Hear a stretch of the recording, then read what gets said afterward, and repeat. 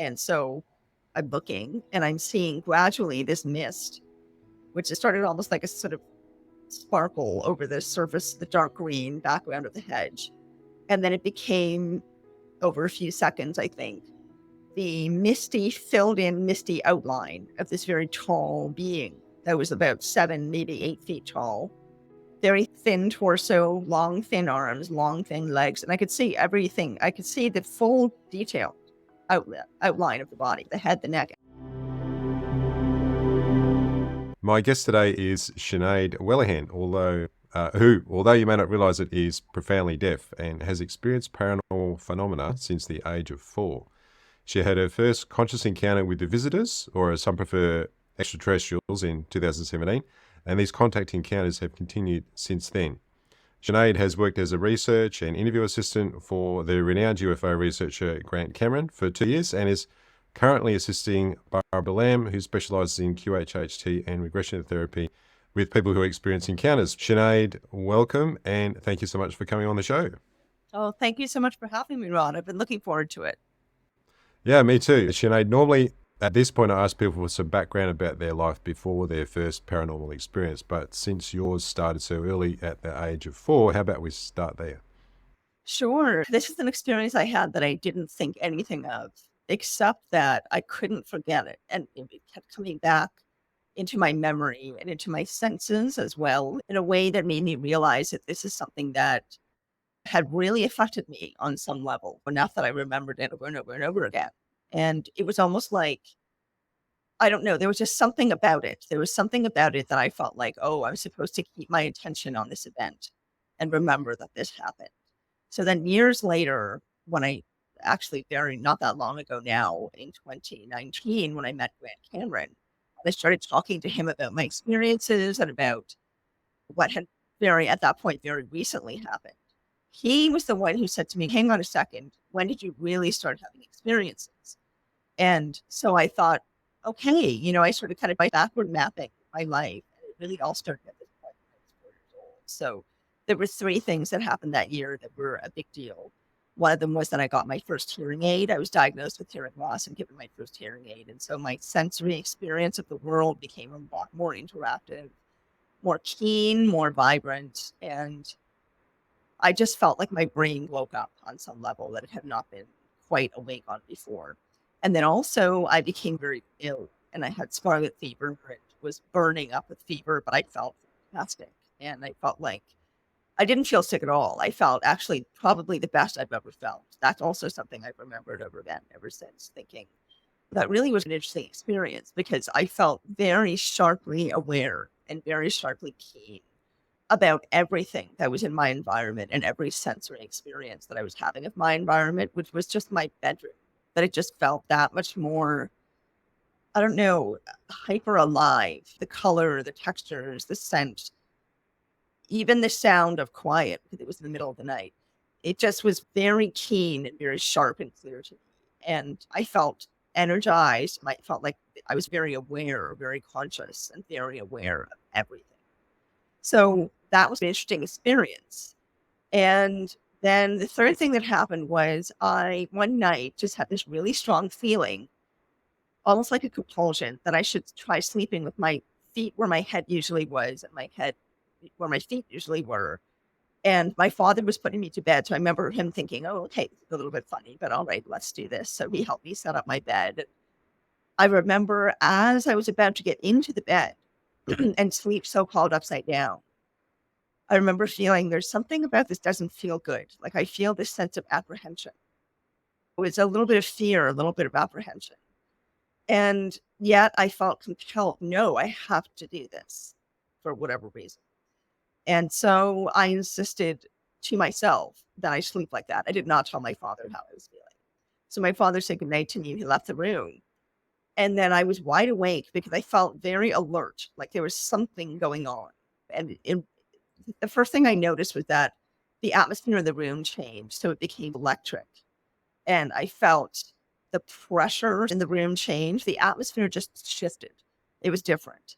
And I felt like there was a presence there. And then what happened was, it was funniest, oddest experience because it felt so real. And I was awake. I had not fallen asleep. This was not long after my father left the room.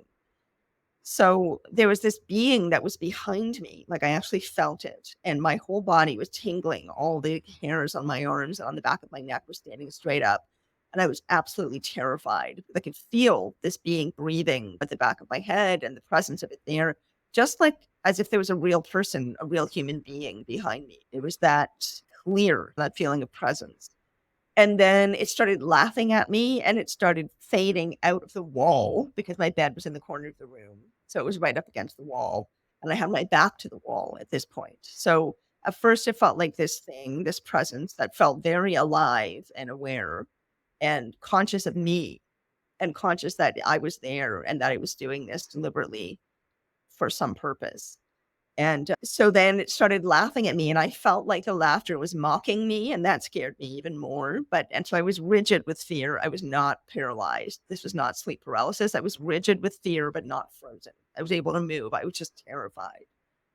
And finally got my guts together, so to speak, and turned over really fast to see if something was there.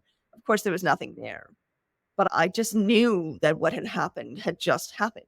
And so I ran downstairs. Then I had freed myself up from this being locked into this fear. And it was a very intense sensory and auditory experience. I felt the being fading through the wall, going outside, but still being able to see me through the wall as if there was a space in the wall where I could see through. That's what I was seeing in my mind. And then it just floated away into the night sky, still laughing, and then just disappeared. And that's when I was able to have the courage to turn over. So the only thing that I've ever heard that made any sense to me about what explained that was actually as a result of doing the interview with Jeff Mara, which you saw, or the Jeff Mara podcast, which you saw. And someone wrote in the comments that they had heard of this happening with elementals, that elementals can have that trickster element where they'll try to spook you or get you unsettled, and it's very mischievous, but they don't mean any harm by it. And they will often come through surfaces, come through walls. That's very common for them, apparently. And that they will say or do things to jolt your reality.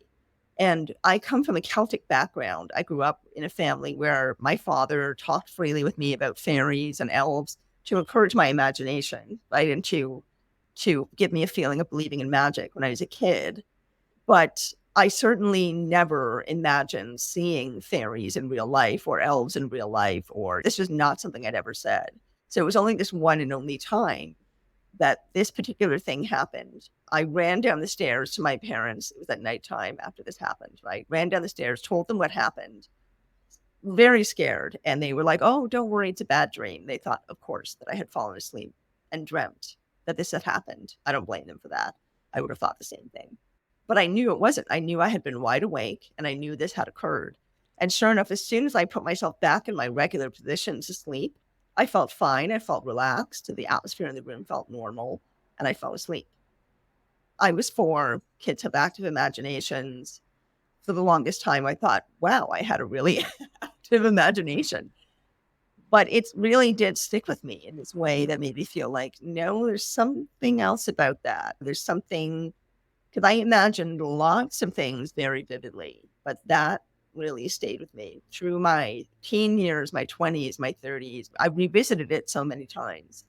And so I knew that it was significant, but I didn't know why. It was just this feeling that there's something about this I need to know.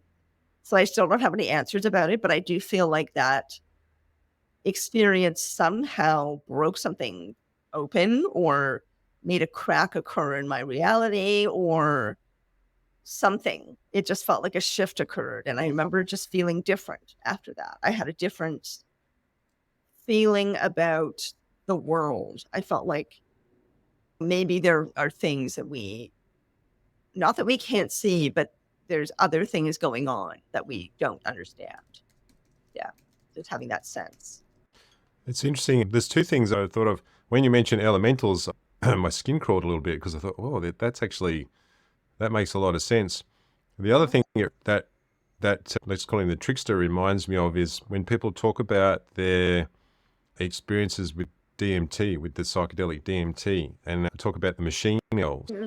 And I've had one DMT experience myself, and I encountered these little trickster guys, and it's such a common theme.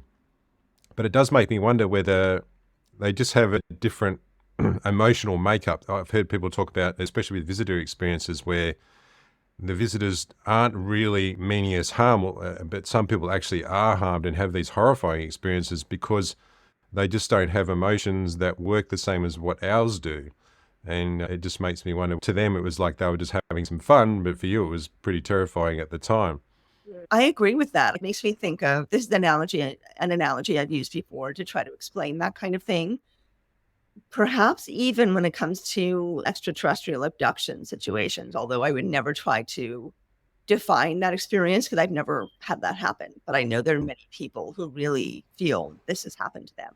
But I imagine it to be something like you take your animals to the vet, you have pets that you love and you care for, and they need to be seen by a vet every once in a while or by some kind of animal doctor, homeopathic or whatever your preference is. And so you need to bring them into this other place, take them out of the environment that they know, which is very controlled for cats, especially. And you take them out of this environment, you put them into a box, and you take them someplace that looks, smells, and sounds completely unfamiliar, where there's a whole bunch of sensory input that is really overwhelming. And then they get poked and prodded. They're on a long silver table. There's a lot of white lights and bright white walls and huge beings they don't recognize poking at them. There really is a lot that is similar to what you just said in terms of people having paranormal experiences. And of course, when we take our animals to the vet, it's for their good. It's for their best interest. We want to take care of them. We want to make sure they're healthy. We want them to be looked after properly. In their experience, that's not what's happening necessarily. They could be completely freaked out, feeling like their space is being invaded, or they don't understand what's going on, or whatever. But we know that this is for their good.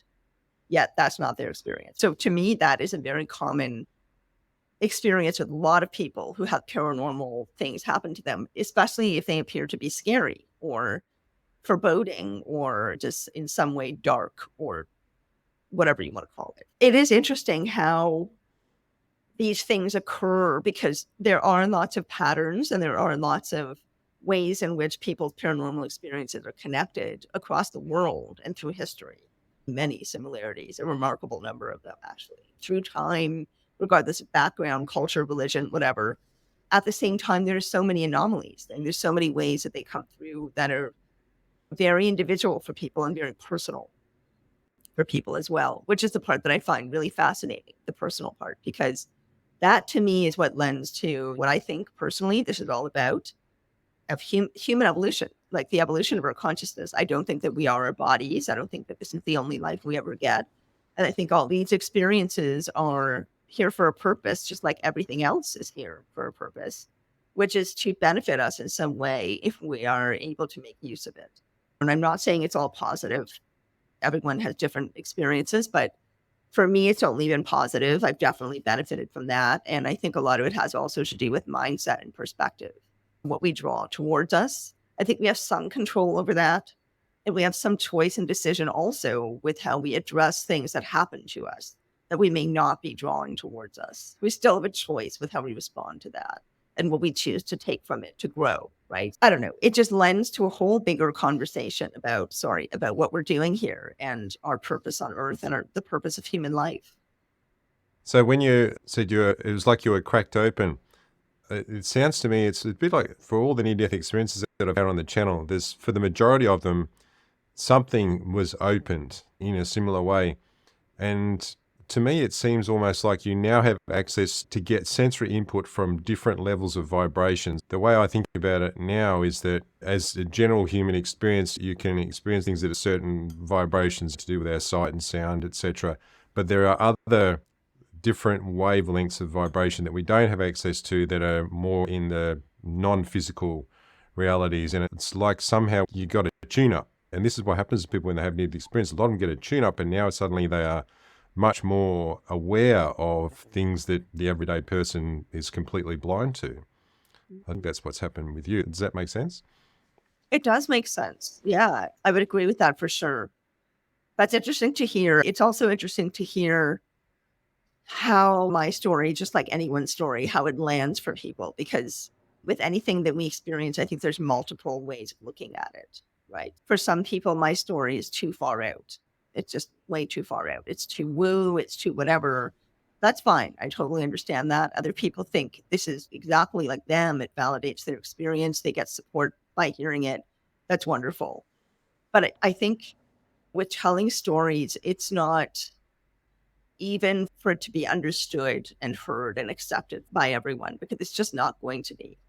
It's rather to push boundaries a little bit, make people a little uncomfortable, and also share things that are of value, I feel, to other people who I also benefit from when they share. Like just spreading this kind of conversation and this kind of thinking, because life is about so much more. It just is about a lot more than I ever thought it was. And I thought that was complete bull. I really did. I thought that a lot of things that I have now directly experienced, I thought were complete nonsense. And that wasn't exactly accurate. Do I completely understand all of it? No, but it's helpful to me when people like you give me feedback like that. It helps me to understand a bit more about what is landing for other people, what's translating. And then that helps me with digesting my own story too. Does that make sense? Yeah, totally. So I wanted to get into your ET experiences that began in 2017, but did you have anything else paranormal occur after your initial experience at 4? Yeah, I did. And I just didn't realize what they were. I really was very disconnected from myself. And I think that's common for a lot of people, considering the conditioning and the messages that we're given in society and culture about what's okay, what's not okay. So, yes, I did, but nothing that I can say this was amazing, because for the simple reason that I wasn't really able to pay attention to them. But they landed. I definitely, oh, actually, there is one that I could mention, which was between the ages of 9 and 11. I got a whole bunch of the best word I have been able to find to describe the experience as downloads. And that was actually huge. I was wrong. There were a lot of things that happened that were impactful. It's funny how you forget these things sometimes, because there's a lot of trying to figure it all out, and it's not necessarily in a linear way. Anyway, so when I was 9, about age 9 to age 11, I had these many downloads, that a lot of which would happen, most of which would happen in the doorway between my kitchen, where I would eat breakfast every morning, at the back of the house, looking out into our back garden. That doorway that went from the kitchen into the living room, for some reason, it would happen in the doorway. And now I think that's interesting. Back then, I didn't think anything of it at all. I just would feel like I had to stop in the doorway, and then I would just get this download. And it was in my mind, it looked like a tube of light, which is weirdly stereotypical, but honestly, this is what it felt like in my mind.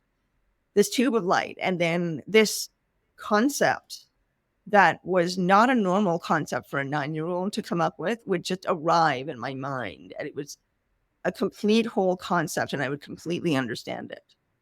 And there was also this experience of there being what I can't find a better term for this, or I haven't yet, front me and back me. So front me was 9-year-old me who had just had oatmeal for breakfast and was wearing jeans and a t-shirt and was getting ready to go to school. And 9-year-old me that was in the 3D, firmly in this dimension, right? This reality. Back me was also me, but understood absolutely everything that was going on. And I was aware of feeling that in the moment that I would have these downloads. There was a part of me this is just happening. Okay. It doesn't feel bad. It actually feels really good. Wow, this concept is really interesting. This is really neat. But then I would have to just continue on with my day, right? Because I would be literally about to leave for school, and I had to function. And my mom is hollering at me from the front door, and my little brother is there, and there's lunch bags and shoes, and we got to go, right? But then back me was in no rush, and she just was able to fully integrate and understand what was going on. And I was aware of her understanding it, and I was also aware of me having to go ahead to function in my daily life. Does that make sense? That is so interesting. So there's a Yeah. few things that I noticed there. The downloads. I don't know if you've read any of Robert Monroe's books. Journeys Out of the Body was the first one he wrote. He wrote 3 different books. Robert Monroe founded the Monroe Institute, which is in Virginia. Yes. Sorry. Yes. And so he documented his experiences. That was what his books were all about. He talked about rotes. So rotes were like packets of information that contained everything. So when he was in a non-physical reality, then he would be given these ropes, and you can imagine it, the way I imagine it, was like a kind of a ball gets thrown at you, and the ball unfurls into your mind, and it contains everything all at once. So it's information, it's sensory input, it's a whole bunch of stuff all at the same time. So that's what I heard when you were talking about getting those downloads. And at the doorway, it's almost like it was a portal. There was something different about the vibration of space and time in that particular spot that allowed that to occur in that particular place, which is pretty unreal, right? Yeah, I still am puzzled by that as well. And I used to have this is another experience that was wrong, because I do remember this after age 4, which was having this happened several times. I would say this happened maybe around 7 or 8 times in total. That's in my memory from long ago, but I can remember 7 or 8 times. There was one time in particular. And so what would happen was I would see the future. Basically, I would get this image, very clear, very detailed image in my mind of something totally ordinary, just a scene. And usually would have people I knew or someone I knew in this scene doing something completely normal. And then I would have this feeling when this would occur as if time would freeze. So time would freeze. I would see this image. I would have this sort of electrical feeling, this distinct feeling, almost like having touched an electric fence or something like that. And then it would unfreeze and the feeling would start to go, the electrical feeling. And then later on, at some point, that exact scene would appear in my actual life, like down to the tiniest detail. And so this happened once when I was sitting next to my half aunt, my mother's half sister, on a bench in a park. She actually lived in Australia for a number of years, for about 30 years. And this is the first time that I realized that there's a lineage of women on my mother's side of the family who have abilities. And I never thought to tell my mother any of the things that were happening to me prior to this. I was 11 years old, 10 or 11 at this point. So I'm sitting next to my aunt on the bench, and I had this experience where I realized, oh my gosh, that's exactly what I saw. I'm seeing in real life what I saw, 2 months ago.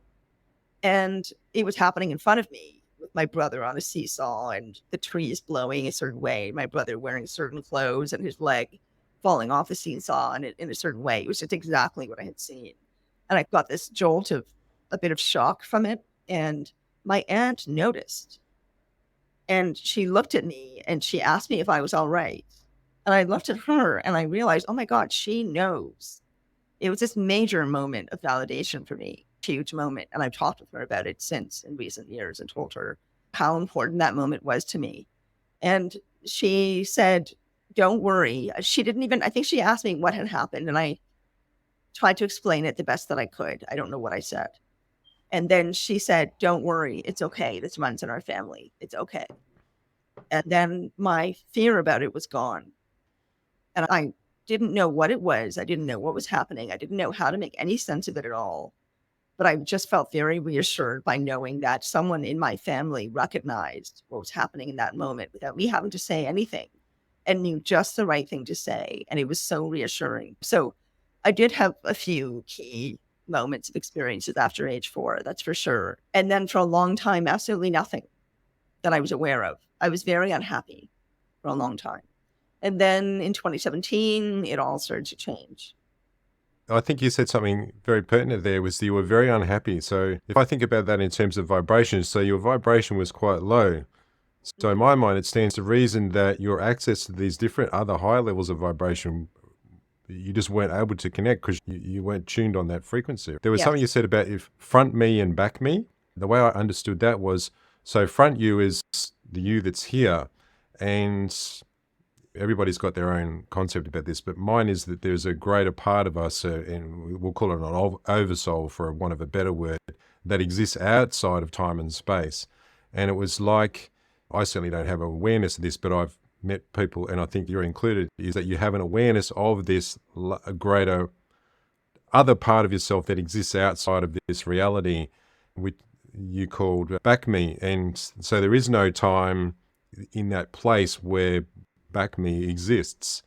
So it sounds like you had this you are able to divide your focus between the two and even actually have a point of focus in both places at once. This is something that Tom Campbell, the author of My Big Toe, talks about, and he was also a graduate of the Monroe Institute, where the ability to shift focus from this physical reality to a different reality, and then over time he learned how to just divide his consciousness between the two. And I think he still does that. I don't think he talks about it a great deal, but he exists in two separate realities. He's got his current consciousness and then the other consciousness that exists outside of that. He can be having a completely different experience, conversation, and he's able to hold the both in the space of his mind at the same time. That makes a lot of sense to me, especially I'm very curious about what's the newest thing that's being learned or explored in science, for example. And one of those things is multidimensionality, right? Quantum physicists are really deeply exploring that. It's a very real possibility. How does that fit into it? And then how does the concept of the higher self in terms of all of us this is a concept that's essentially in every single religion in the world, which I think is fascinating, even though they all think that they're the right one and that they all have the right answer. They all are essentially saying the same things. And one of them is, we are all God, or God is in us, right? God is inside us, and yet we are also human and not God. So that's exactly the same thing as people in the spiritual community saying, we are all one. We are all connected to source. We are all connected to the universe. We are all connected to whatever you want to call it, the everything. Yet we are also individual. It is both, right? And plus, the more I live, the more I really firmly believe that we live in a dimension that is made up of duality. I think absolutely everything in this dimension is dualistic. And so that includes ourselves, right? It includes our experiences. That is, I think, the whole, the WHOLE of our lives, of our experience here, is all of it. So I'm getting a little bit off on a tangent here. It connects to everything. That's how I look at it, right? These experiences that we're talking about in this conversation that we're having seems to be very specific and for a certain audience and only applies to a certain field, but it actually connects to so many other things that, like quantum physics, like current science, like what's happening with psychedelics, right? Psychedelics are now being taken very seriously by really reputable researchers, scientists, schools of medicine, universities, laboratories. It just connects to so many other parts of our lives. And I find that really fascinating. And that's one of the downloads that I got when I was 9, was about interconnectedness. They gave it to me, whoever they are, gave it to me by showing me that the act of me eating breakfast at the table that morning was going to affect a child. And I saw this other child in my head sitting at their table somewhere in Africa, in a country in Africa. And I just knew that somehow that idea was true. It just made sense. I saw it as this kind of ripple of endless tiny little after effects that would make it all the way across to that other child in Africa. And we're not aware of that, but I really think that's true. Like we send out signals, vibrations, and impacts on our environment every single day that are so tiny that we don't think about them. It's very energetic. It's very minute. But this has been proven in so many different kinds of studies, how important vibration and energy is, like with the water molecule studies by that one Japanese scientist who I'm now forgetting. Oh my gosh. Michiko. Oh gosh. I'm blanking on his name. Anyway, I know the one you mean. Thank you. Just that these conversations seem to be so esoteric, but I'm not actually sure they really are. They seem to be supported more and more by what's happening at the forefront of science, medicine, earth sciences, botanicals, biology. Yeah, just an endless number of other ways that human intelligence, thought, and exploration is demonstrated. Did you find his name? Yeah, it was Dr. Masaru Emoto. Oh, yes. Water consciousness. Yeah, I've heard about it, but I've never actually read that study, but I will now. Oh, it's fascinating. So fascinating. Yeah. There's so many things that sound like complete BS. Send a thought out and it'll do something. People go, oh, yeah. If you look at the science of what his project achieved, they prove that it has an effect on actual physical material, water. I find that really fascinating that this kind of information comes up over and over again in so many different ways, from a person in Toronto, Canada, from to a person in Australia, to just so many other expressions of the fact that there is more. There's just more than we think to reality. Yeah, I completely agree. All right, so let's jump forward to 2017, and I'm glad that you remembered some things after the age of 4. So that's really good. But yeah, tell me about, this is where things really changed a lot for you, it seems. Let's hear about that one. Yeah, I was really struggling. I was really unhappy in my life, and I was really feeling very disconnected from myself. And for a very long time, I had been thinking, I want to get back. I want to get back to how I was as a child. This became a really big goal for me.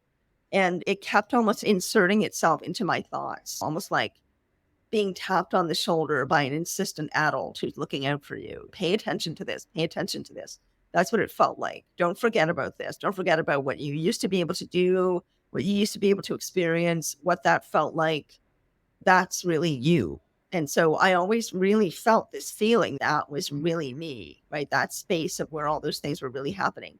That's true me. And I needed to get back there. So by the time 2017 rolled around, I was not in that place. I was feeling very disconnected from myself. I was in a career that was exhausting me, teaching in public school. And I love students and I'm very passionate about education. I love kids, but this system is exhausting for teachers. I'll leave it at that. So I was really struggling with that. I was struggling in my personal life. I was struggling with my connection with myself. And I felt, who am I? Like, how did I get here? How did I end up in this place where I'm so unhappy? And I don't know who I am anymore or what I want, or I don't enjoy my life. I want to get back there. How do I do this? And in a very synchronistic kind of way, the opportunity to go to Peru came up. And it all happened incredibly easily. It came together really easily. And I ended up in Peru in July of 2017. So basically, I had many experiences on that trip, on that 3-week trip to Peru. I had many experiences that were deeply spiritual, felt somewhat unusual, were not just me wishing or hoping or being blissed out by the beauty of the place or something like that. It was really, I felt like something was happening to me and I felt myself. I felt very myself in a way I had not felt for a long time. And I felt that pretty much immediately after I got off the plane. And I couldn't understand why. I just felt great. As soon as I was in Peru, I was on that land. I just felt wonderful. And it was not the excitement of being on a trip because I'm a seasoned traveler. It was something about how I felt. And so then all kinds of different things happened on that trip, helped me understand why I felt that way. And one of them was, and this is the one that I had the hardest time digesting because it just seems so completely out there. And a lot of people who hear this story, they immediately think, oh, she was on drugs and that's why this happened. It's not like that. It was involving ayahuasca and ayahuasca retreat. And ayahuasca, if used properly, like any other psychedelic, it can be for very spiritual, very healing, very meaningful experiences and transformative experiences for people. It's not a party drug. It has been abused as such. It should not be. It should be respected as being much, much more profound than a party drug. And so I am not somebody who takes drugs. I just want to say that because people comment on this literally every time I talk about this experience. This ends up in the comments. I think that's too bad because people are missing out on a really incredible tool for healing and for contact and for spiritual development and many reasons.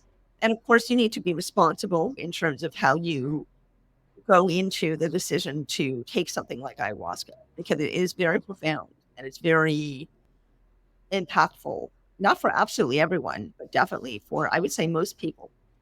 So in any case, I had researched very carefully this place and I ended up at this very bare bones, rustic, very enmeshed with the land kind of retreat center that was run by Peruvians, not Americans. So there's a lot of American run retreat centers there that are a bit more trendy or faddish. If you go with the Peruvians, you're more likely to get someone who's from the lineage of shamans and who knows the history of how to use the plant properly and with respect to the plant, because they believe that it has a spirit. And so do I. I didn't believe that before I took it, though, or I wasn't sure. So anyway, I was really unhappy. And that is key because I think that for so many years, I've been trying really hard to get back to myself, to get back to this part of me that felt like the truest me, right? The part that was able to experience unusual things for whatever reason. That just is what felt right. And yet I was having a lot of difficulty doing that because I was so mired in my own. There was a bit of victim mentality going on. There was shame, there was guilt, there was resentment, there was anger, there was depression, there was just so many fun emotions.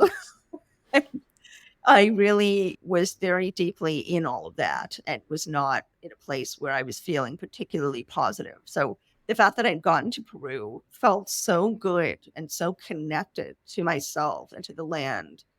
Essentially, as soon as I got there, was very encouraging for me. But I still went into the experience of the retreat really having no expectations and absolutely no idea what was going to occur. So that's when I first met extraterrestrials. And the reason I think that's true is two things. One is that I had several things happen, which are too long to talk about, but I had several things happen prior to this experience that made me feel like something was coming or there was something that was trying to reach me. And yet I kept dismissing that's nonsense. That's ridiculous. Right. But I kept having that experience. And so ayahuasca is very powerful, and so is one's ego, and so is one's victim mentality, and so is one's anger and resentment. That stuff is pretty hard to work with if you're glued to it or stuck to it in some way, which I was. I feel like the power of ayahuasca and the innately healing and transformative properties of and spirit of ayahuasca met this other challenge full on and just needed to bust through all of that stuff to be able to get to me, to help me with what I wanted, which was to be back in touch with myself again and to be back in touch with the universe and to be able to feel that expansiveness that I used to feel as a child. And so I think that this is the way that it happened for that purpose. And the other reason that I think it's legitimate is they said to me at the end of the experience, they said, "This is your invitation." And at the time I thought, wow, it's weird that I made that up. Why would I make that up? I thought it was me. I thought that I had created the whole experience. And that was another thing. I was thinking, why would I choose UFOs and ETs? That doesn't make any sense to me. I'm not involved in UFOs or ETs. I'm not in, at this point in 2017, in ufology at all. Not reading about it, not Googling it, nothing, absolutely nothing. So why that? And so it just stuck with me. And then sure enough, in 2019, things really blew open. And that's when I realized that when they had said, "This is your invitation," they meant it because they kept showing up in 2019. That was my huge awakening, which they validated for me in physical form several days later when I asked for it in an absolutely undeniable way. And then they've been in my life off and on ever since. How do you explain that? I've talked to a psychiatrist about it, a psychologist about it. There are people in my family who I know wouldn't have taken me seriously. And I was feeling like I needed to be able to take myself seriously. I have questioned myself so much about this and done so much reading and talked to so many people to make sure that I'm not creating this, right? And the fact is, validation happens in a way that just tells me over and over again, no, this really is real. It really is happening. Plus, meeting so many other experiencers and hearing their stories and the similarities with mine all around the world, it just makes more and more sense to me. I'm just trying to connect the dots here. So you had your ayahuasca experience, and that was where things opened up. But there was something else that occurred there. Was that after that, while you were still in Peru? So I was in Peru for 3 weeks. I had the ayahuasca experience there. And then where I was very briefly inside a UFO, met a whole bunch of extraterrestrials, had a conversation with them, and a bunch of other things happened. But the main thing was I met extraterrestrials, and they said to me, they were just extremely happy to see me. I think it was the excitement of knowing I could see them and that now we could communicate. That was the feeling. So Yep. after that, went home to Toronto, spent a long time trying to integrate what had happened and trying to understand what had happened. But I was not believing that had actually occurred. I thought that I had made this up, and this was somehow how my mind was expressing itself, and that it was reminding me to be unusual, and it was okay to be unusual. It was okay to be interested in outer space, like that kind of stuff. I didn't know how else to understand it at the time. So then got home, felt really great for quite a while. It really was an incredibly healing experience for me on the whole, being in Peru for those 3 weeks. Then I got depressed again because, of course, I was back in my life, right? I was back in all the things that had stressed me out and made me tired. They were there. They were still there. So then in 2019, I was recovering from my second cochlear implant surgery. And so I'm deaf and I have 2 cochlear implants. The second surgery, it's quite a big deal. They go into your inner ear system and they implant a little magnet and they thread a microfiber that has little elements on it through your cochlea. It's a whole complicated thing. It's amazing technology that I'm very grateful for. And so I had this surgery and I was recovering and I was dizzy pretty much 24/7 for about 2 weeks. So I couldn't do a lot. I was not able to be very physical because I was too dizzy and I couldn't read because I was too dizzy. So I was watching movies. And I just got incredibly bored of that after a while and really wanted to see something different. And so I happened to stumble upon Bob Lazar and Area 51, a documentary that's made by Jeremy Corbell. Had never heard of Bob Lazar. Again, I was not in ufology at all. And I think I had even forgotten about my Peru experience at this point because I had gone right back into depression and right back into being unhappy. It was still in my mind somewhere, but it was not something I was actively thinking about at this point, 2 years later. And the Peru experience was in July and August 2017. This was also in July in 2019. I watched the documentary, Bob Lazar in Area 51. It completely blew my mind. And this was my reaction to the film also surprised me, how strongly I reacted to the film, how much I resonated with him and with also what he was talking about, how fascinated I was. I remember thinking to myself, why do I feel like this? This is interesting. I'm feeling so strongly about this, but I felt this excitement and was absolutely enthralled the entire time. And then as soon as the documentary is over, I crawled across the floor and turned it off and boom, had my awakening experience, which was inherently what felt like a whole bunch of, I believe, extraterrestrials. I couldn't see them, but I'll explain why I thought they were extraterrestrials. I just, first of all, in the moment, just knew, had this feeling of just knowing for absolutely no reason that these were extraterrestrials. I could hear them speaking to me. I knew there was a whole bunch of them. It was not an actual voice. It was vibratory or energetic language, and it is every single time. And it was also in download form between the ages of 9 and 11. It's vibratory, it's energetic, and it's a full, complete language. And I can understand what they were saying to me. And they said, okay, all right, it's time. We're here. We're going to wake you up. Like, you have a job to do. This is part of your life. It's always been part of your life, but now you really have to make it part of your life. And let's get going. That was essentially the message. And we're here to support you. We've always been with you. And a lot more than that, but that was really it. And it was this just extraordinary amount of energy, extraordinary amount of heart and care. And I had never had anything like that ever happen in my life ever before. And so I just knew it was real. I can't explain how or why. I just knew. And so I took it seriously and I started going into, I became very, oh my God, and just not enthralled. It's the wrong word. I could not stop thinking about it. I really could not stop thinking about it. It had just, the expression I used is getting bonged over the head with a cosmic frying pan. It really felt like I had been bonged, like just bong over the head, like reverberating through me with this new understanding that this was real and I could never look at myself or my life or reality the same way ever again. It was absolutely massive as an experience with this massive amount of energy and this massive presence. And so then I just went down the rabbit hole of researching and reaching out to people and asking for help and getting a lot of wonderful support from people who were leaders in the community, including the Honorable Paul Hellyer, who has unfortunately passed away, but he was the Minister of Defense for Canada in the 60s and 70s for a period of time. And he had been a UFO experiencer himself. And so he became active in ufology years after he left his post with the military. Anyway, reached out to him. He validated that I was not crazy, basically. Like he said, this is not unusual. You are not alone in having an experience like this.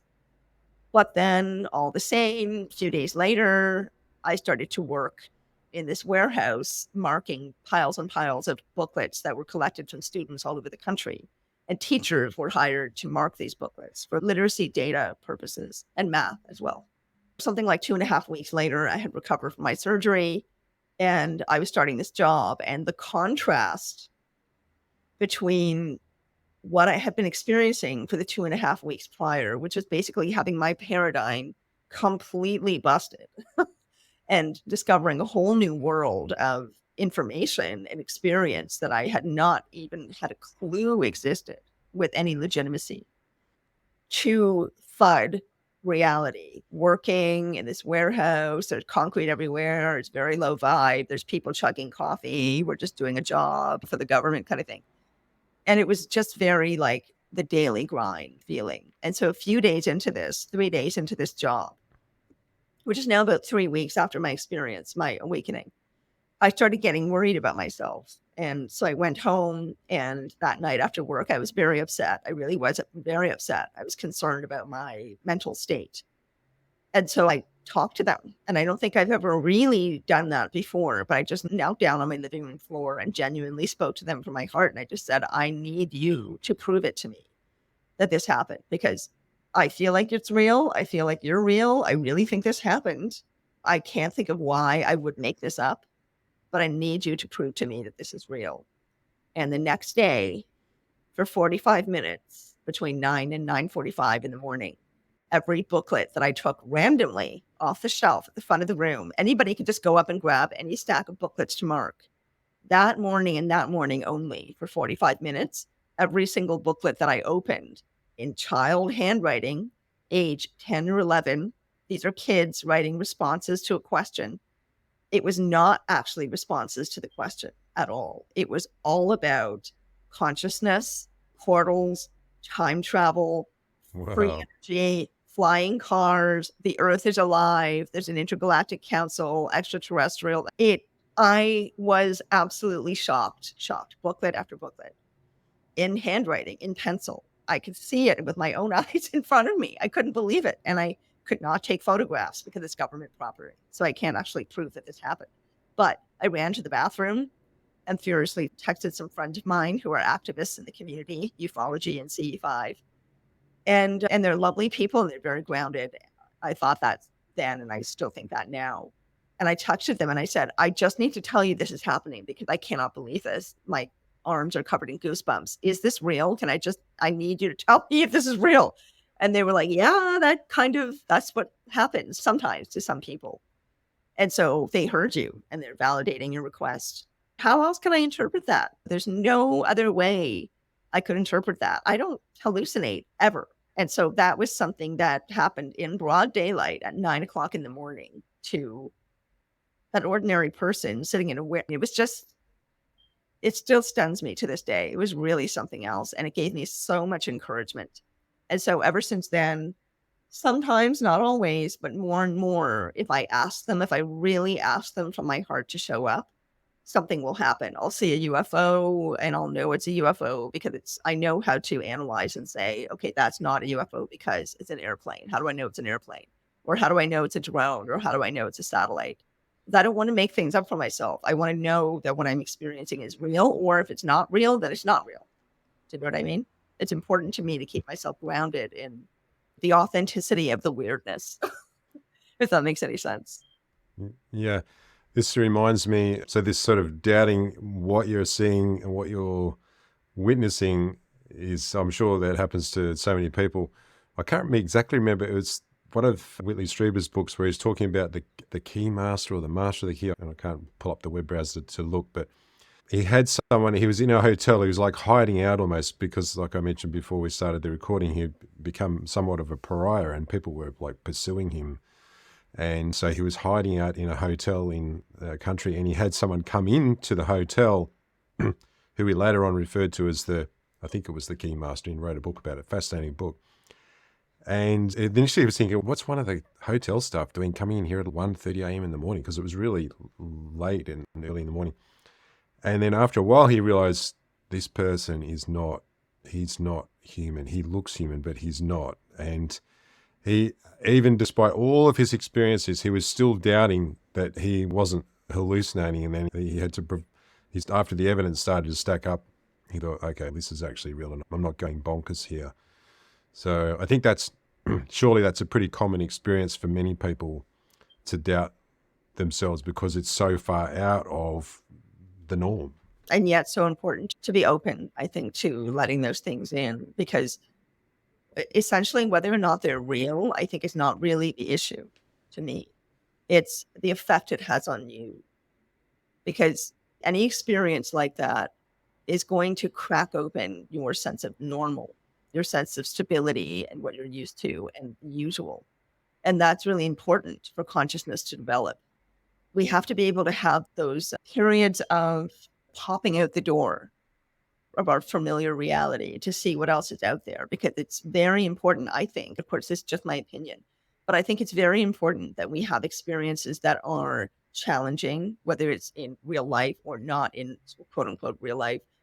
Struggles, difficulties, they're awful, but they teach us something if we choose them, if we choose to allow them to. They always teach us something, if not anything else, about our own strength and our own resilience and our ability to persevere and to survive, which I think often we don't really give ourselves enough credit for, generally speaking, as human beings.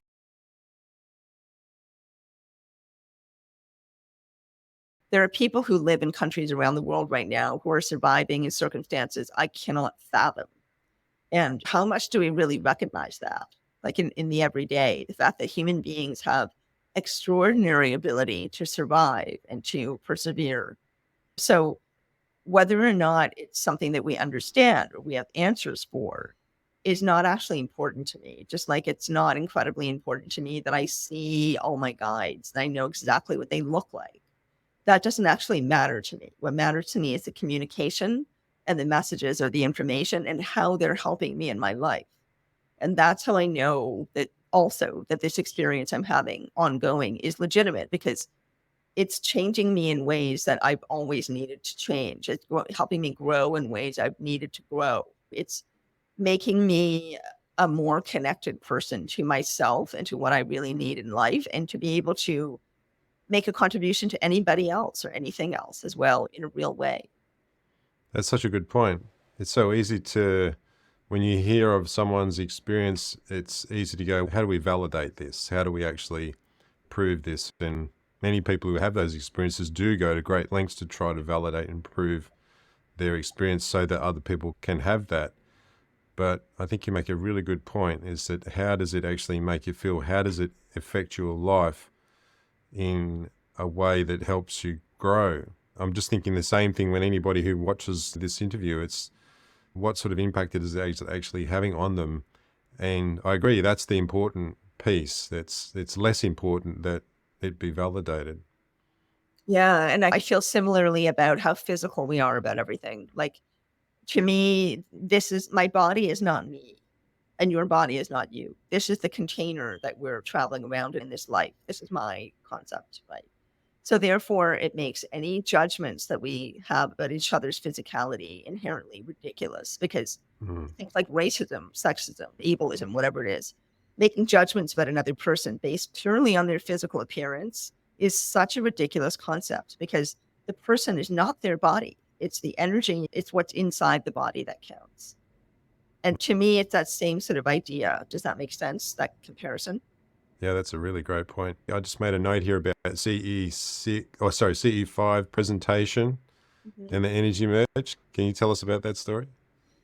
Oh gosh. Yeah, that experience is really huge. I'm still actually digesting that one in some ways. This was in August of 2021. Excuse me. Yes, it was August 2021. So there's a pattern so far of really big energy or energetic experiences happening almost exactly 2 years apart. The first one was July, late July, early August 2017. Then the second one was late June, early July 2019. And then this was late July, early August 2021. So what happened was Grant Cameron, who I was assisting at the time, invited me to assist him on a presentation because he was the keynote speaker at an event that was being held in Illinois, run by some people that we knew. And so we traveled there together, and there were a series of talks throughout the day on different topics, actually over 2 days on different topics. It's a terrific event called the Worldwide Metaphysical Tribe. And he was going to be speaking, and I was going to do this little presentation about Sasquatch. And so I did that. And I remember feeling a bit odd that day. And there were a couple of things that were just a little bit unusual for me to experience, such as having difficulty speaking, like actually speaking, like talking, getting my voice out of my mouth. And so I couldn't figure out what that was. I thought, am I getting some kind of bug? Is my throat starting to act up? It was a little bit of a strange moment. So there were a couple things that happened, no big deal. Anyway, later on that afternoon at 2:00 began this presentation by two CE5 experts and leaders in the CE5 field. CE5 is close encounters of the fifth kind. And it tends to be a circle of people who come together with the purpose of making contact with extraterrestrials, usually through ships, but contact can happen in different ways. So ships will appear, is what I mean. So we were going to have this presentation at this event with an audience of 50 to 60 people in the middle of the afternoon, in the middle of the summer in Illinois, in this space that was essentially outdoors. So it was a covered space, and it was set up as if it was a room, but there were no walls. So there was garden all the way around us. And right in front of me, there was a very tall evergreen hedge about 20 feet away from where I was sitting. And Grant was sitting right beside me. So at about 3:00, and I have this very weird pattern of threes happening with a lot of my paranormal experiences. I'm not sure why. It just has happened like that. So this is one example. Right around 3:00, halfway through the presentation, I had this very strong feeling as if almost somebody was calling me to look over here. And so I looked over, but where I felt like I was being directed to look was right in front of me, and all I could see was this evergreen hedge. So I just thought, okay, that was weird. I got distracted, and I looked back at the presentation, which was about 45-degree angle to my right. And so I'm watching the presentation, but again, I get this feeling, look over here. And so I looked over, and then I start seeing this very slight sort of misty texture in front of the hedge. And I'm looking at it, and I really feel like I have to look at this, even though I want to be polite, I want to be respectful and look at the presentation. And I'm very obviously looking away from it, but I really felt compelled. And so I'm looking, and I'm seeing gradually this mist, which is very just like it started almost like a sort of sparkle over the surface, the dark green background of the hedge. And then it became, over a few seconds, I think, the filled in misty outline of this very tall being that was about 7, maybe 8 feet tall. Very thin torso, long, thin arms, long, thin legs. And I could see everything. I could see the full detailed outline of the body, the head, the neck, everything. Wow. So first of all, I'm just sitting there really like having difficulty believing that I'm seeing this. And I actually pinched myself. And I also was talking to myself, like, is this really happening? Am I really seeing this? Do a reality check. So I look around the room, and I look back at it, and it's still there. So I can't think of a reason why this is happening. And I've never had anything like this happen before either, right? This being materializes and is just standing there in this very calm but strong pose, arms just down at its side, feet planted, and it's directly in my line of sight, facing me. And then I hear in my head, this is an energy merge. And I immediately think, that's weird. Why did I just think that? And then right after that, it was as if I was being blasted by a water cannon of energy. It was just this really massive amount of energy being beamed at me. That's what it felt like. And yet I wasn't afraid. It was very intense. I started to lose a little bit of, at first, it was a little bit of my vision of what was actually around me. I started to lose my ability to see clearly what was around me, and the air quality changed. This is something I found out later. It's common for experiencers that the air became like water, or I don't know, there was a substance to it. It became thicker somehow, and everything just slowed down. And my body felt totally different. And I was also very numb. And my whole body was buzzing, just buzzing and buzzing and vibrating and reverberating with this energy, huge, indescribably strong energy. And that went on for the next hour. And then by the end of the presentation, an hour later, my friend Kim, who was one of the people giving the presentation, I figured out by then that something was wrong because she saw me just basically staring at a hedge for an hour, slack jawed, just like this. And so she came over and kneeled in front of me and said, "Are you okay?" And I couldn't really talk. My jaw was really numb. And I just felt so strange, and everything was reverberating with this incredible energy. And I managed to get a few things out after a minute to tell her, "Can you help me? Can you help me move from this spot?" Because people were starting to get up and move around, and I could not interact with anyone. There was absolutely no way that I could have a conversation. So she helped me make my way a few steps away, and I was really having to check for the surface of the ground. Like, I felt like the ground wasn't really there. It was a very funny experience. And so then I went into this gazebo with her, which was covered by ivy, and so it was private.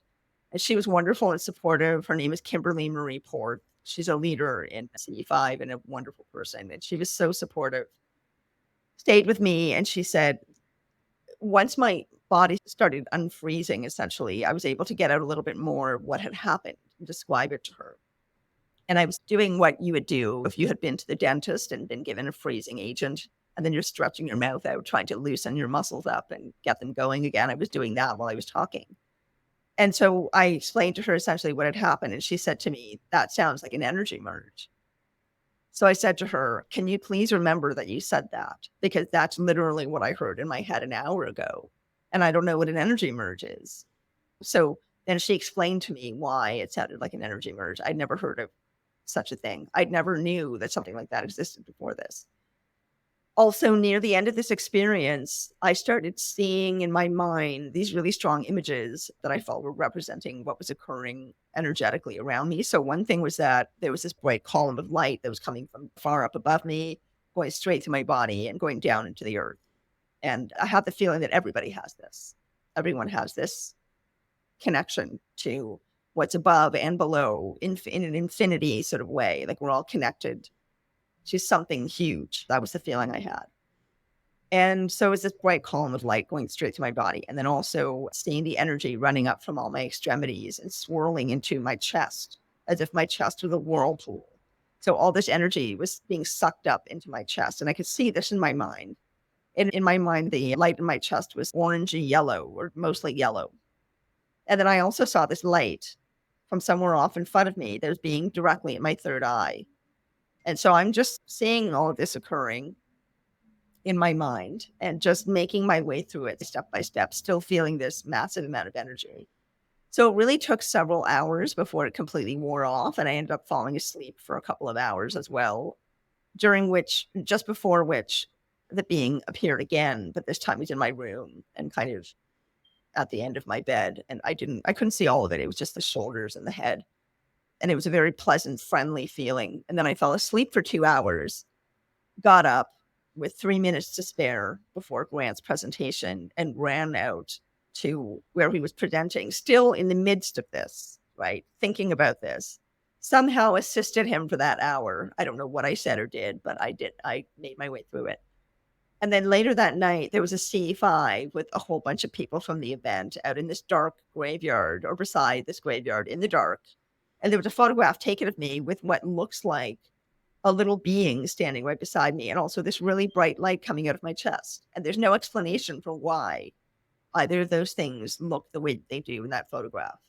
It's not explained by any light reflective surfaces.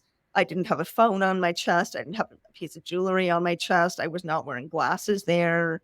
I've had people ask me everything about this. Did you have this, or was it that? But I had it analyzed by someone I know who works at Getty Images. They couldn't explain it. And also a professional photographer friend of mine couldn't explain it either. So I don't know what it is, but it seems very interesting that would show up right after I'd had that experience earlier in the day.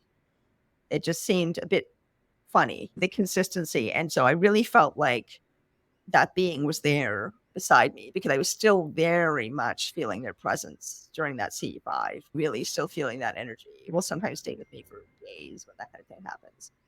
In this case, it was hours. And then, yeah, just after that, tried to gradually understand what might have happened. But I still have really no idea. All I know is that it was deliberately done to me to help me somehow.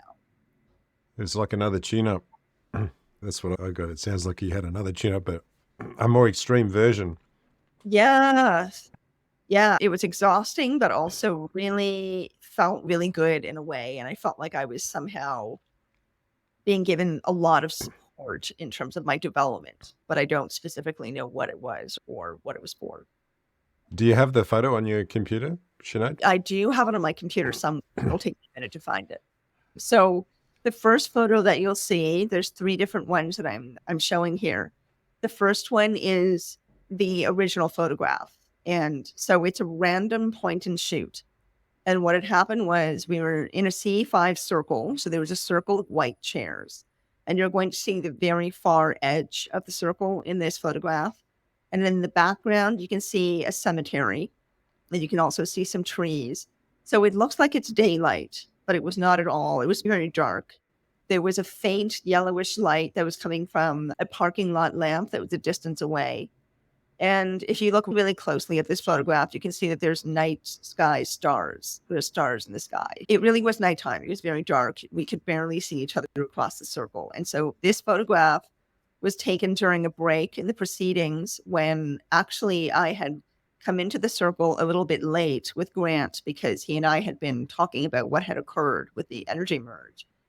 And I needed to eat, and I was starving after the energy merge happened. I was absolutely ravenously hungry. I was eating this huge plate of pasta and talking to Grant about what had happened. And so then we were a little bit late, about 15 minutes late or so, 20 minutes maybe, to the CE5 circle. So when we walked into the circle, again, it's really dark. And I don't think people on the other side of the circle knew that it was us that were coming in. But when we started getting close to the circle, people started exclaiming, making sounds and saying, oh, there's a really big energy that's suddenly come into the circle. There's this really big energy that's suddenly come in. And I'm not hearing any of this, by the way. This is all told to me later because I can't really hear in the dark. It's funny. People can't see in the dark. I can't hear in the dark. I have to be able to see people. I have to be able to see their faces, their lip movements, their facial expressions, their body language in order to really have full context of what's being said. And I need to be able to match the sounds that I'm hearing with what I'm seeing on the mouth. And so in the dark, I can't do that. So I could hear people's voices, but I had no idea what was being said. And so I completely missed this whole part. And because people were exclaiming about this energy, this big energy coming into the circle unexpectedly, Marcel, the guy who was leading it, who had been one of the co-presenters of the C5 presentation that afternoon where the energy merge actually happened. He's now, it's hours later, and he's now leading the C5 circle. He was feeling it too, this energy. So he said, okay, everybody, let's take a break. And because you're all getting distracted by this feeling, and let's investigate it. Let's just take our cameras, whatever kind of camera you have, and just take photographs of what's around you. And we'll just see if anything emerges. So that was the context. And so this woman who I didn't know took this photograph. And then after she took it, she came up to Grant and I, and you can see in the foreground, you can see Grant sitting there with his chair slightly bent back and his head is turned away from the camera.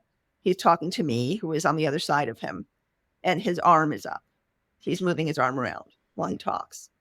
So that is the first photograph. And so the woman who took it immediately came over and told us that she was seeing this funny light and something standing beside me. And I didn't hear it because I couldn't hear in the dark. So again, this is something I was not aware of until Grant told me something like half an hour later with a flashlight in front of his face. So I could see his lips. And then I said, oh, and so I ran after the woman and asked to see the photograph and asked her to send it to me. And then the second photograph is a close-up of Grant and I sitting in the chairs. So Grant is again in the foreground. His face is turned away from the camera, and I'm behind him from the viewer's perspective right now.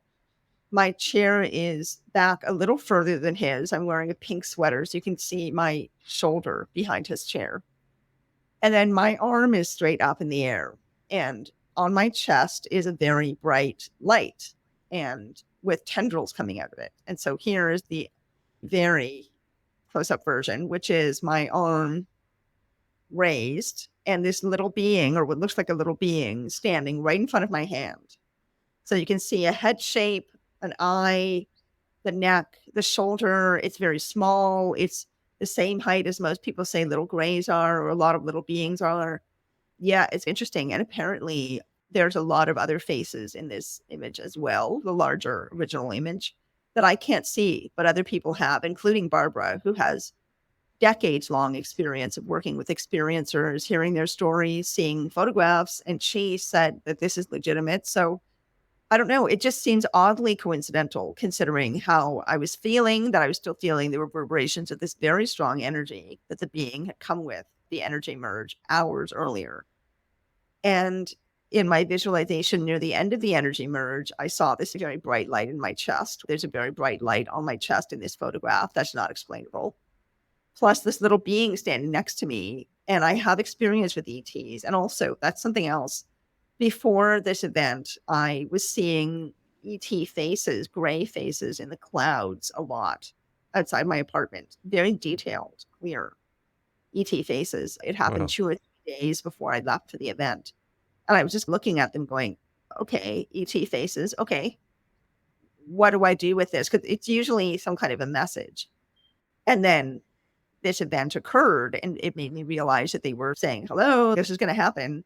There's something that's going to occur involving us. So they were giving me a little bit of a heads up, but I was not understanding it. Or at least that's the way I translate it. I don't know how else to make sense of that. So it was a pretty interesting experience. Just the fact that this photograph was taken, what it shows, but also it does line up perfectly with what I had experienced earlier that day. And I didn't take that picture. I haven't done anything to alter it. It's the original photograph with a lighter filter over it to be able to see more clearly what was in the dark in the photograph. But that was done by the woman who took it. I have not made any alterations whatsoever. So it's intriguing for sure. Yeah, it's pretty amazing. I could definitely see the figure. I showed it to my wife and she goes, what? So do you think that the being that you encountered there was one of those beings that appeared, was it back in 2019 in your lounge room? Oh, gosh, I really don't know. The fact that it showed up physically the way that it did with that physicality, I Mm. did talk to Grant about it because he was there with me and I asked him what he thought. And he said that there's different types of grays and it sounded most similar to this type of gray that is very tall and thin. Mm. And because it had the bit of a bulbous head, not really super bulbous, a little bit, just a little bit there. Yeah, I don't know. I've asked them to show me who they are. I've asked them to show up. I've asked to actually meet them. And okay, so that's actually part of the story. I had been asking them to meet them. I had been saying for about 2 months before August 2021 in Illinois, before the energy merge. And then I was laughing at myself about it afterwards because it was like, be careful what you wish for. It was so incredibly intense, and I do not regret it, but it was incredibly intense. So for about 2 months before that, I had been talking to them and saying, I think I might be ready to meet you. I trust you. I've always only had positive experiences with them. So I said, I trust you. You can show up in the way that you feel is most appropriate for me, but I would really like to see you or meet you. It's not essential. It doesn't absolutely have to happen, but I would love it if that's okay with you. That's basically what I was saying. So then lo and behold, I go to this event and this happened. And there were other things too. For example, I was teasing Grant quite a lot at the time about having his number be 1111 because he's not really into numerology. And I had this number pattern of threes that was happening so dominantly, especially around that time. Again, because it happens in phases. So I've been teasing him about it. We got to the B&B where he had a room and I had a room and everybody, it was not a very large place. So people had their individual rooms at what seemed like this house. But there were little key pads in front of every door so that you had a lock on your door. You had to punch in your code. Well, Grant's code was 1111. That's the code that was given to him. So there were just little things like that that were happening as well that were making both of us laugh and go, huh. And so I had this feeling like something was going to happen. And I had that the week before I went. I even told friends of mine. And then later on, got back from Illinois and was telling them about it. And they said, so did something happen? I was like, let me tell you. Plus, when I got back from Illinois, this is the part I did not talk about in Jeff Morrow. There just wasn't enough time. 5 days after I got back, I was sitting having a Zoom with 2 friends of mine, one of whom had been a presenter at the event, and the other had been the person who organized the event where this energy merge thing happened. And I was talking to them and I was telling them about what had occurred because I hadn't been able to explain it. There was just too much going on. I needed time to process, et cetera, et cetera. And so I'm talking to them about it. And as I'm telling them the story of what occurred, my phone goes bing, and this message shows up on Facebook. And it's from a medium, a psychic actually, who I had never spoken with in person. Have you heard this? Did you hear this somewhere No, before? no. So this was really bizarre. And this is the kind of validation that I'm telling you. It just makes me feel over and over again, okay, this is real. I'm not nuts. This really is happening. So 5 days later, talking to my friends, telling them the story, my phone goes off. I pick up, I say, oh, I'm sorry, which I don't normally do. I don't normally let my phone distract me from attention I'm giving people. I generally think that's rude, unless it's important, right? But I have this feeling I should look at it. And so I said, I'm really sorry. Hang on a second. I'm just going to look at this message. And they witnessed me going, oh my God, because what it was a message from this psychic who's now a friend of mine because this event that happened connected us. It was too weird. The message from her, I had never had a conversation with her. I had never spoken with her or met her or had any one-on-one interaction with her, except a Zoom event that she had for people who were interested in psychic ability. And she was leading it, but there was 10 other people in the group. So I had never communicated with her one-on-one. And she sends this message saying to me, hi, I know we don't really know each other. I'm really sorry. We were connected on Facebook. I'm really sorry. I hope you don't mind, but I have to give you this message. And it has this otherworldly feeling, she says to me. And it was a message that was directly in line with what had happened, the energy merge and what I had experienced and the thoughts and feelings I had about it and the conversation I had with Grant about it. It was 100% in line with that. And so I just could not believe it. Again, I couldn't believe it. I still get surprised by these things when they happen. So I immediately told my friends. They couldn't believe it because they had been there. They had seen and heard about what had happened, but hadn't gotten all the details, which is why I was telling them. And it was just insane. And then that happened 2 more times. That has happened 2 more times since. Most recently, when at the very beginning of May, I went to a UFO conference in New York, a really good UFO conference. That's very small, but excellent. Very good quality information. And so I went there the first night that I arrived. This funny little thing happened where I had asked them to show up and say hello, them, right? If they felt like it, I said it would be great. I'm going to this event. It's all about you guys. I'll be thinking about you. It's been a while since we've been in touch. I would love to get something from you. And then It's I just almost left. tradition, right? Yeah. Right. So no expectations, went. And the very first night that I got there, I got to my hotel room very late and I was tired. It was about midnight and I was ready to just go to sleep, but something made me turn on the TV. And on the TV was the menu of what was playing. And one of those items was the movie Contact with Jodie Foster. So I instantly saw that really famous scene where she arrives in the other dimension and she's on a beach that isn't really a beach. And there's her father that isn't really her father coming down the beach. And then they have the most significant conversation in the whole film. And I saw that whole scene in my mind. And then I turned to the film and that exact scene had just started playing. And I thought, that's too weird.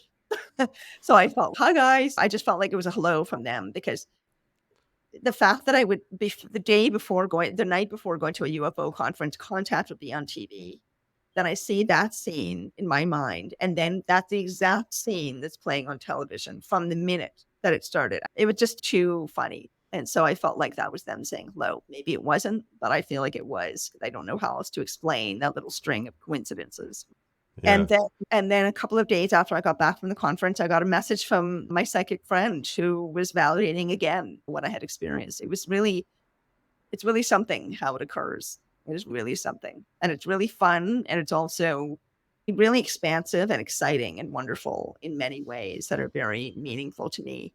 But it's also important, really important to stay grounded in this reality and not get too caught up because both are real. And we have to straddle both, I think, in order to handle it all effectively.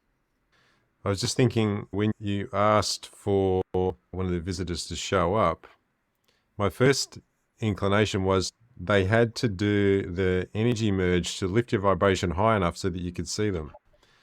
and that they Oh, actually exist at a vibration level that we just can't see normally. Then that's why they had to do that, so that you could actually see that, but the effect would only last for a certain period of time.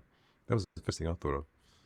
yeah, that would make sense to me that they were helping me level up vibrationally or something so that I can have more contact. I really hope so. I hope I have more and more. I hope I have it for the rest of my life. I really do. You're almost due, aren't you? Because it's like middle of June 2023. You're saying it's every 2 years, so it should be pretty Yep. soon. We'll see what happens. Um, If something happens, I will let you know. yeah, I'd love to hear it. All right, so people are probably going to have questions. So maybe you'll come back for a live stream. I often have guests come back for that. But if anyone wants to ask you questions, is that something that you're open to? And what's the best way for them to do that? Absolutely. Absolutely. So they can email me. That's really the best way to do it. It's my first name, Sinead, Sinead, and then my middle initial A and my last initial W. So SineadAW@gmail.com. All right, cool. And do you have any final messages for people who are watching this interview, Sinead? Oh, what's coming to the top of my head is be curious. Be curious. Keep learning, keep being curious, keep exploring, because it's really important in so many different ways to do that, not just for the paranormal or for extraterrestrials or for cosmic topics, but just for ordinary human life. I think it's really important in terms of connecting with each other in a really meaningful, heart based, compassionate, non judgmental way to be genuinely curious about each other rather than judging or rather than seeing each other as being separate, to be curious and to ask about other people's experiences of life. So, yeah, I think I would leave it at that. It may seem like a small, obvious thing, but to me, curiosity is incredibly important and a willingness to be adventurous within that curiosity as well. Sinead, thank you for that message. And thank you also for being my guest today. Thank you so much for having me, Rod. I really appreciate it. Thank you so much.